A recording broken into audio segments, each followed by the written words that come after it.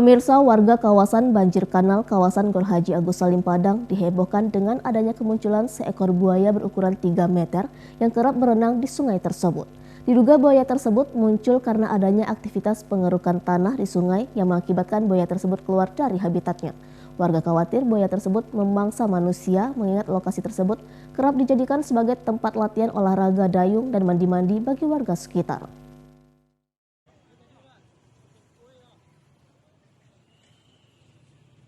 Seekor buaya sepanjang 3 meter ini tampak berenang di lokasi banjir kanal di sekitar kawasan jembatan Gor Haji Agus Salim Padang.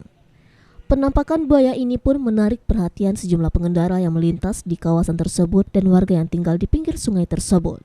Kemunculan buaya muara ini merupakan yang pertama kalinya terjadi di kawasan ini. Pasalnya lokasi tersebut merupakan tempat latihan para atlet dayung dan renang serta kerap dijadikan sebagai lokasi mandi-mandi dan memancing warga yang berada di sekitaran banjir kanal sehingga membuat warga resah dengan kemunculan buaya berukuran besar tersebut.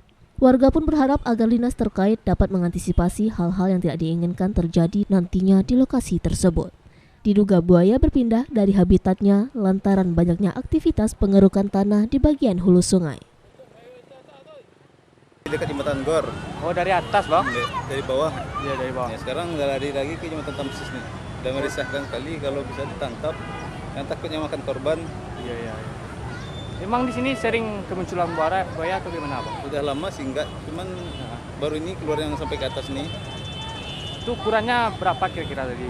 Kurang lebih 2,5 meter lah, kurang lebih hampir 3 meter lah. Dari Padang, Sumatera Barat, Budi Sunandar, iNews melaporkan.